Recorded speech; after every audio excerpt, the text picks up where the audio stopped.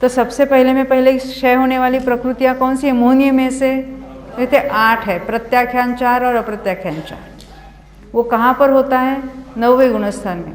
8वें में नहीं, 9वें में होता है। 8वें में कोई क्षपणा का कार्य नहीं होता, 8वें में कोई उपशमना का कार्य नहीं होता। हाँ, उसकी विशुद्धि विशिष्ट बढ़ती है, बस उतना कहेंगे। उसको उपशम श्रेणी का गुणस्थान, इसको कहेंगे अपूर्वकरण को क्षपक श्रेणी का गुणस्थान।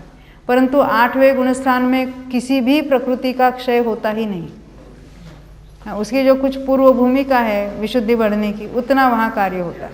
हाँ, 9वें गुणस्थान में ही बहुत सारी मेजॉरिटी का क्षय होने का कार्य तो वहीं पर होता है। तो पहले 8 कषायों का क्षय होगा, तो 21 में से 8 माइनस कर दो, 13 रहेंगे।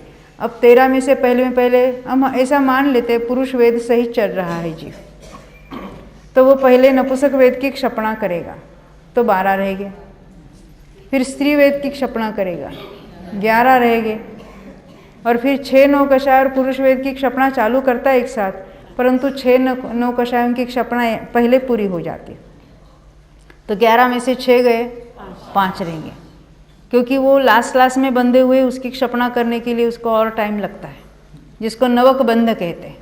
जब तक उदय है तब तक उसका बंध हो रहा था, पहले ऑलरेडी पूर्व में बंधे हुए उसका तो क्षय हो गया है, परंतु अभी जो बंधे हैं आवली या 2 आवली काल पहले, जिसको हम नवक बंध कहते हैं, उसका क्षपणा का कार्य क्रोध संज्वलन के क्षपणा के साथ चलेगा। इसलिए पुरुष वेद को अलग गिनाया है। पहले 6 को बाद किया, 11 में से 6 गए, 5 रहेंगे। पुरुष वेद का क्षय हो गया तो 4 रहेंगे, क्रोध का क्षय हो गया, संज्वलन क्रोध का 3 रहेंगे, संज्वलन मान गया 2 रहेंगे, संज्वलन माया गया, लोभ 1 ही रह गया। 9वें में तो 1 ही रह गया है, परंतु वो तो बादर लोभ है। 10वें में वो बादर से सूक्ष्म हो जाता है, सत्ता में ही जो जितना बाकी है वो सारा सूक्ष्म रूप हो जाता है, कृष्टि रूप हो जाता है, और वो 10वें में उसका उदय है और 10वें में उसका अंत में क्षय हो जाता है।